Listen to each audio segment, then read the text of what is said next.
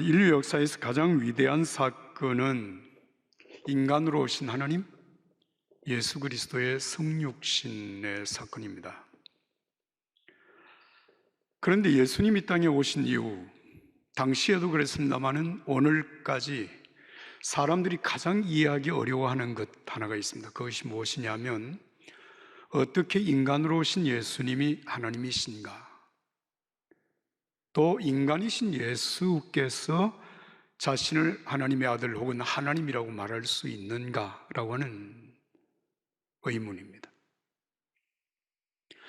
그래서 예수님을 십자가에 못 박은 사람들이 예수님을 최종적으로 정죄한 죄목이 무엇인가 하면 신성모독죄입니다. 감히 인간인 주제에 하나님이라고 말을 했다는 거예요. 인간인 주제에 하나님의 아들이라고 말을 했다고 하는 그것을 신성모독죄라고 하는 죄목으로 예수님을 십자가에 못 박았습니다. 사실 예수님의 생애를 우리가 보면 참 이게 인간적으로 그렇게 이해하는 것이 쉽지 않다라고 하는 것을 느낍니다. 예수님은 당대의 권력자는 재벌가의 자손으로 세상에 태어나지 않았습니다. 유대 땅 변방의 작은 마을인 베들레헴, 그것도 가난한 목수의 집안에서 아들로 태어났습니다. 30년 동안 나사렛 땅에서 사시면서 목수 일을 하신 것 같고, 그 일을 통하여서 어머니와 동생들을 부양했습니다.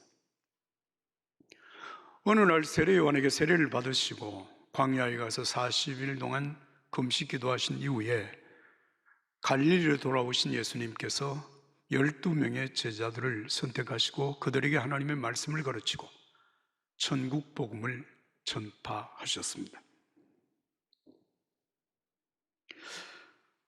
사실 예수님이 이 땅에 공생애로 사신 3년은 머리 둘 곳도 없이, 요즘으로 말하면 노숙자로 살으셨습니다.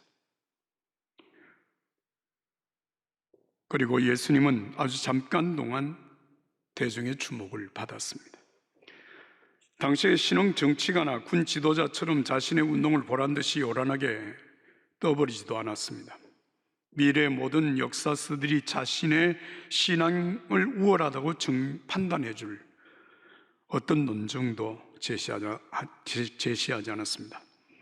짧은 3년 동안의 예수님의 공생애는 십자가에 못 박아 죽임을 당함으로 끝을 내었습니다.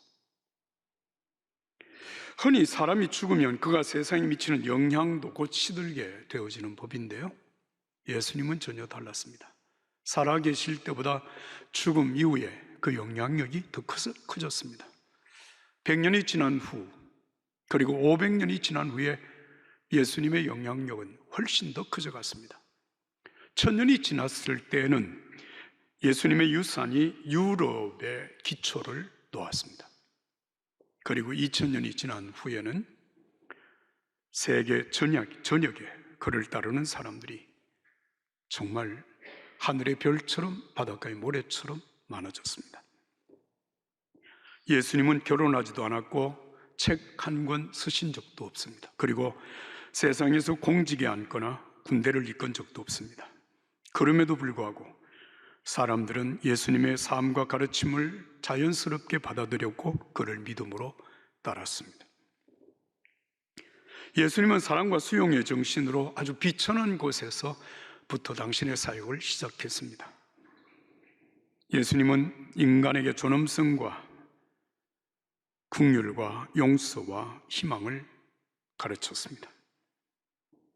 예수님의 인생관은 지금도 수많은 사람들에게 정말 엄청난 매혹적인 가르침이 되었고, 수많은 사람들이 그 가르침을 따라 인생을 도전하고 있습니다. 가장 중요한 것은 예수 그리스도를 만난 사람들의 삶의 변화입니다. 여러분, 당시에 아무 쓸모 없다고 생각했던 아이들, 여자들, 노예들, 그들에 대한 시각을 완전히 바꾸어 놓았습니다. 쓸모없다고 세상 사람들이 판단하는 그들 역시 하나님의 형상으로 지음을 받았고 하나님의 자녀라고 하는 놀라운 시각의 변화를 가져오겠습니다. 세상에 별 볼 일 없는 사람들, 그들을 자신과 동격화하였습니다. 그래서 지극히 작은 자 하나에게 하는 것이고 내게 하는 것이다.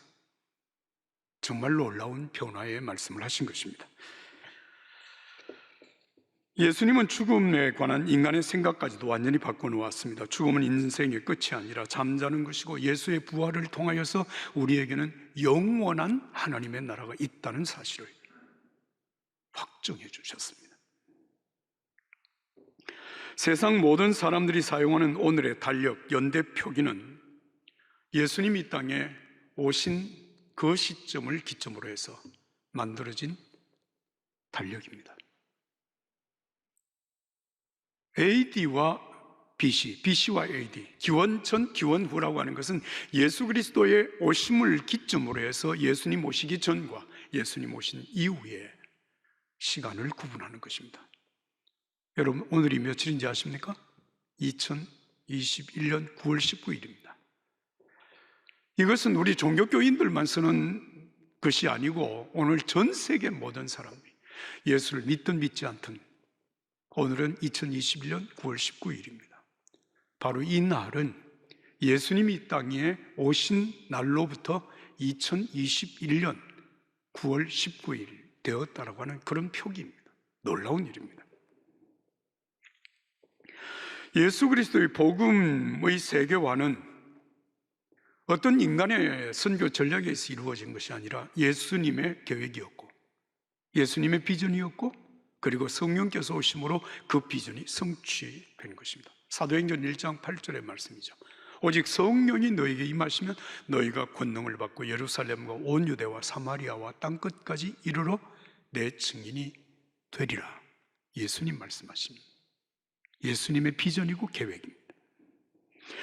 예수님 성천하신 이후에 성령 충만함을 받은 제자들이 나가서 예수님의 복음을 전함으로 세워진 교회가 예루살렘 교회인데 예루살렘 교회는 어떤 인간이 기대했던 것보다 훨씬 더 놀라웁게 성장을 거듭했습니다.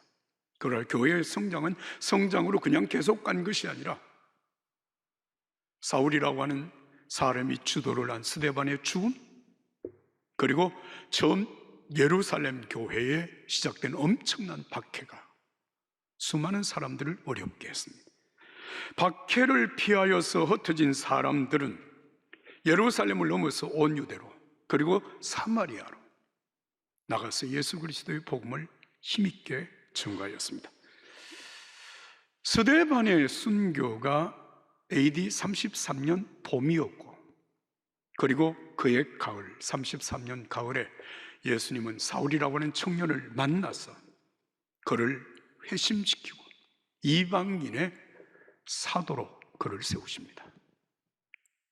그리고 베드로가 가이사라에 있는 로마의 백부장 고넬료의 집으로 초청을 받아가서 그들에게 복음을 전함으로 여러분 고넬료뿐만 아니라 그 집안의 모든 사람들, 친구들, 친척들까지 예수 그리스도를 믿음으로 말미암아 이방인들에게 구원의 역사가 시작이 됩니다.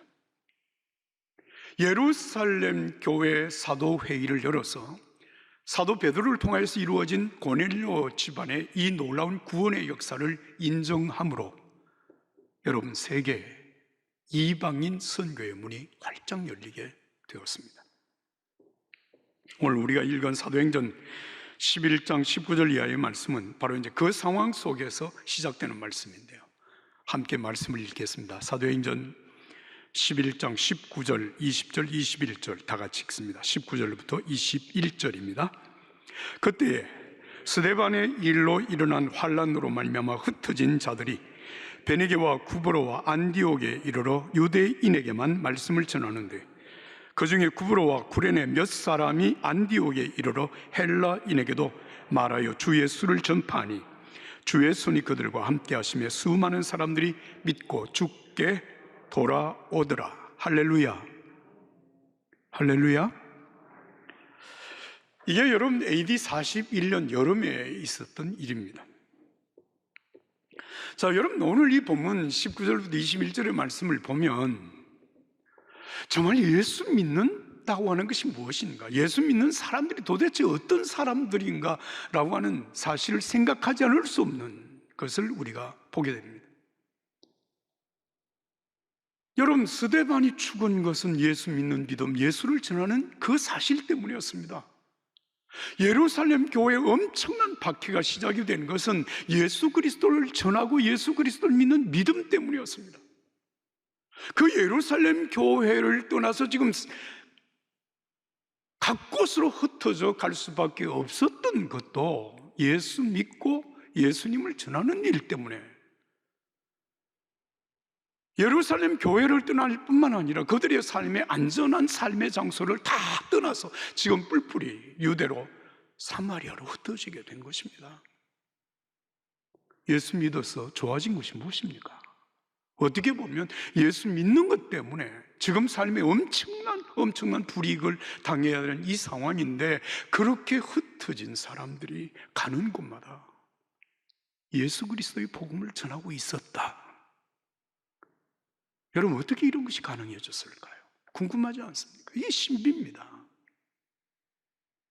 중요한 것은 여러분, 예수 그리스도를 믿는 믿음의 사람들이 예수님을 만나며 삶에 엄청난 변화가 다가왔다고 하는 사실입니다.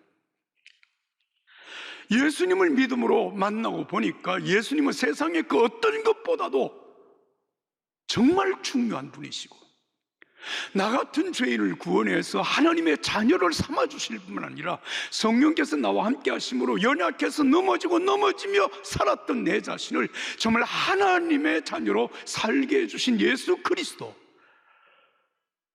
그 예수님 때문에 내가 지금 고난을 당하고 여러분 세상으로 흩어져 살 수밖에 없는 상황 속에 있지만 나의 구원자가 되신 예수님을 전하는 것이 그들에게는 기쁨이었고, 이 예수 그리스도를 믿음으로 말미암아 구원받는 것이 얼마나 놀라운 사건인가라고 하는 것을 그들은 알았던 것입니다.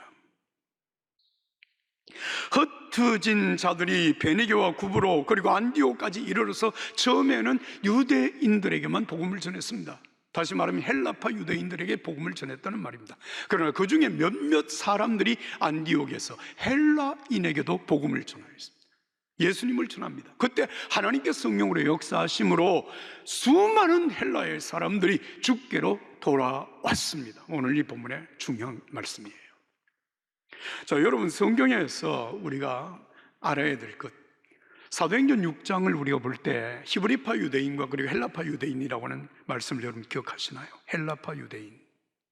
이 헬라파 유대인이라고 하는 말은 이스라엘 안에서 태어나서 이스라엘 안에서 산 유대인들을 얘기하는 것이 아니라, 여러분, 이스라엘 밖에서 태어나서 거기서 헬라의 문명권 안에서 살아가는 히브리인들을 가리켜서 헬라파 유대인이라 그렇게 말을 한 것입니다. 그런데 오늘 여기 안디옥에 이르러서 헬라인들에게 예수의 복음을 전했다라고 말을 하는 이 말은 헬라파 유대인을 말하는 것이 아닙니다.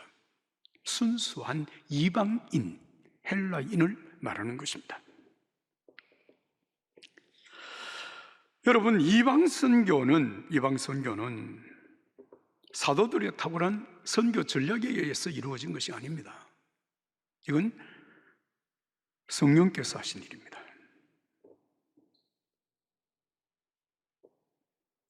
자, 여러분, 이쯤에서 우리가 한 가지 반드시 짚고 넘어가야 될 사실이 있는데요, 보통 우리가 결과만 보고 이런 얘기를 할 수 있습니다. 예루살렘 교회가 크게 부흥을 하니까 이제 그들이 알아서 유대와 사마리아와 땅끝까지 이르러 복음을 전해야 되는데 그들이 도무지 나가려고 생각을 하지 않으니까 하나님께서 이 예루살렘 교회에 박해를 가하게 해서 그들이 흩어지게 되었고, 흩어지려 가는 곳마다 복음을 전함으로 사도행전 1장 8절의 말씀이 이루어졌다, 이렇게 해석할 수 있는 가능성이 있다는 겁니다. 여러분 잘 들으세요. 잘못하면 오해하기 쉽습니다. 자, 여러분, 이 말씀을 우리가 잘못 오해하게 되면 하나님께서 당신의 뜻을 이루기 위하여서 말 듣지 않으면 우리에게 매를 가해서라도, 고난을 가해서라도 하나님의 뜻을 이루도록 우리를 몰아내시는 것처럼 이해할 수 있다는 얘기입니다. 이렇게 이제 이런 생각을 발전시키면 이런 생각을 하게 됩니다. 오늘 우리가 코로나19 바이러스 때문에 삶에 여러 가지 많은 제약을 받고 있습니다. 이것도 하나님이 하시는 일이다. 그래서 인간들을 겸손하게 만들고 정말 경성하게 깨어있게 만드는 것이, 이렇게 이해할 수 있다는 얘기입니다. 그러나 여러분, 그 해석은 옳지 못합니다. 왜인가 하면, 여러분, 하나님은 병 주고 약 주고 하시는 분이 아닙니다. 만약에 하나님이 그런 하나님이라면 하나님은 잔인한 하나님이십니다. 하나님은 우리가 고난을 당하는, 여러분, 고난 자체를, 우리를 고난 자체로 몰아내시는 것이 아니라, 하나님은 우리가 당하는 그 고난을 통하여서 함께 하시고 하나님이 역사하셔서 그 고난까지도 유익하게 만드시는 좋으신 아버지 하나님이십니다. 자, 이를테면 창세기 50장 20절에 요셉이 형들 앞에서 이렇게 얘기를 합니다. 형님들은 나를 해치려고 악한 일을 꾸몄으나 하나님께서는 그 계략을 선으로 바꾸셔서 나를 이롭게 하셨고, 지금 형님들 주위에서 이루어진 모든 일들에서 보는 것처럼 수많은 사람들도 살려내셨습니다. 하나님이 하셨습니다. 그럼 하나님이 하신 일은 무엇이고 형들이 한 일이 무엇입니까? 이 구분이 됩니다.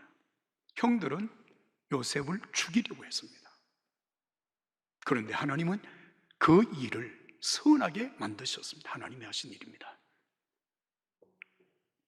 하나님은 박해를 통하여서 사도행전 1장 8절의 말씀을 성취하신 것입니다. 여러분, 이 사실은 오늘 저와 여러분들에게 무엇을 깨닫게 하시는가 하면, 여러분, 오늘 우리가 어떤 형편, 어떤 일을 당한다고 할지라도 정말 하나님을 믿는 믿음, 예수 그리스도를 믿는 믿음 위에 견고하게 쓰고 하나님의 말씀에 순종하여 가기만 하면 그 모든 어려움도, 고난도 하나님은 결국 선하게 선용하신다는 말씀입니다. 이 은혜가 오늘 저와 여러분들에게 있기를 예수님 이름으로 축복합니다. 축복합니다. 하나님은 말 듣지 않는다고 고난으로 몰아내시는 하나님은 아닙니다. 그러나 믿음만에 거하는 사람의 고난까지도 하나님은 선용하시는 하나님이십니다. 사도행전 11장 22절부터 26절의 말씀을 읽겠습니다. 여러분 다 같이 한 목소리로 사도행전 11장 22절부터 26절을 다 같이 읽습니다. 예루살렘 교회가 이 사람들의 소문을 듣고 바나바를 안디옥까지 보내니 그가 이르러 하나님의 은혜를 보고 기뻐하며 모든 사람에게 굳건한 마음으로 주와 함께 머물러 있으라 권하니, 바나바는 착한 사람이요 성령과 믿음이 충만한 사람이라 이에 큰 무리가 죽게 두하여지더라. 바나바가 사울을 찾으러 다소에 가서 만나매 안디옥에 데리고 와서 둘이 교회에서 1년간 모여 있어 큰 무리를 가르쳤고, 제자들이 안디옥에서 비로소 그리스도인이라 일컬음을 받게 되었더라. 할렐루야, 할렐루야. 이거 진짜 우리가 아멘을 해야 될 일입니다. 할렐루야.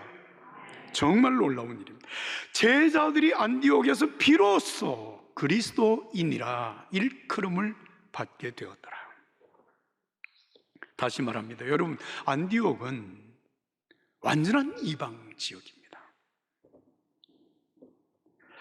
여러분, 이 이방 지역까지 흩어진 믿음의 사람들이 처음에는 그 이방 지역 안디옥에 있는 유대인들에게 복음을 전했지만 몇몇 사람들이 헬라인들에게도 복음을 전하기 시작했습니다. 예수님을 전하기 시작했습니다. 그때 성령께서 역사하심으로 수많은 헬라인들이 예수 믿고 돌아왔습니다.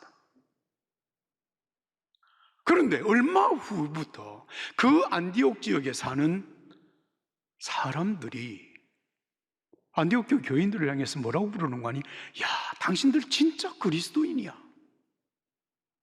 진짜 당신들이야말로 그리스도의 사람이야. 이렇게 말을 한 것입니다. 여러분, 이 말의 의미, 그리스도인이라고 하는 말은 오늘 우리가 영어로는 크리스천이라고 하는 말을 크리스천 이렇게 씁니다. 이 말의 의미는 당신은 그리스도를 따르는 사람입니다 라고 하는 뜻입니다. 당신은 그리스도에게 속한 사람입니다. 당신은 그리스도로 자신의 정체성을 삼는 사람입니다 라고 하는 그런 뜻입니다.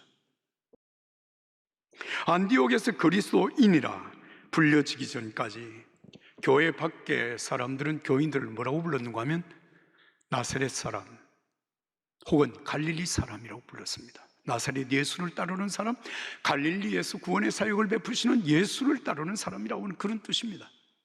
교회 안에서는 믿음의 사람들끼리 서로 어떻게 불렀는가 하면 형제여 혹은 성도라고 불렀습니다. 그 이름들이 참 아름다운 이름들입니다만은 여러분, 안디옥에서 비로소 따라서 합시다. 당신은 그리스도인입니다. 이렇게 인정해 준 거예요. 할렐루야, 영광입니다. 그런데 안디옥에 있는 사람들이 안디옥 교회 교인들을 향해서 그렇게 부르기 전에 사실은 여러분, 예수님께서 저와 여러분들을 이미 그렇게 불러주신 거예요. 예수님을 믿는 자들에게 하나님의 자녀가 되는 권세를 주셔서 너는 하나님의 자녀라고 불렀습니다. 너는 세상의 소금이요, 너희는 세상의 빛이요, 너희는 산 위에 있는 동네라고 그렇게 예수님께서 우리의 정체성을 선언해 주신 것입니다. 이 말은 앞으로 예수 잘 믿어서 빛이 되라, 소금이 되라고 하는 그런 권면이나 명령이 아닙니다. 잘하면 그렇게 될 것이라고는 어떤 기대가 아닙니다. 이것은 예수님께서 이미 그를 믿는 자들에게 선언하신 믿음의 사람들의 정체성입니다. 오늘 저와 여러분들에게 예수님은 동일하게 말씀하십니다. 여러분, 안디옥 교회 말씀을 조금 더 드리겠습니다.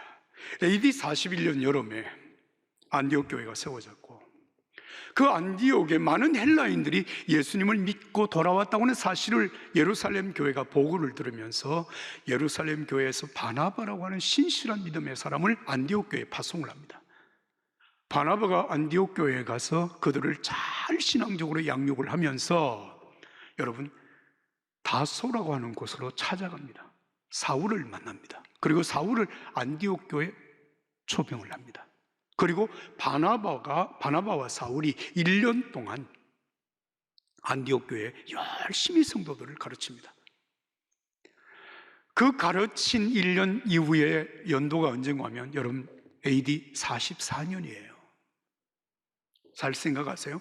41년 여름에 교회가 시작이 되어서 44년이 되었습니다. 그러면 안디옥 교회가 창립이 된 지 몇 년이 되었다는 얘기입니까? 3년에서 4년 정도 된 것이에요. 그런데 그 사이에 이 안디옥 교회를 통해서 예수 믿은 사람들, 여러분 처음부터 안디옥 교회 교인들이 다 그렇게 그렇게 돌아왔겠어요? 그런데 그들이 교회가 설립된 지 4년 정도 되었을 때 주변의 사람들이 하나같이 안디옥 교회 교인들을 향하여서 당신들은 진짜 그리스도인들입니다, 이렇게 부르는 거예요. 자, 그렇다면 여러분, 이때 안디옥 교회 교인들이 정말 완벽한 그리스도인이었을까요? 그럴 수는 없죠.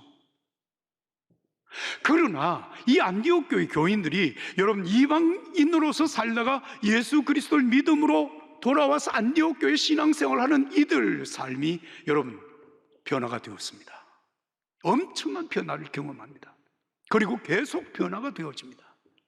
완전한 그리스도인들은 아니지만 여러분, 예수 그리스도 안에서 그들이 예수님을 만남으로 변화되었고 변화되어져가는 그 삶을 보면서 주변의 사람들이 말한 것, 당신들은 진짜 그리스도인입니다 라고 하는 일컬음이었습니다.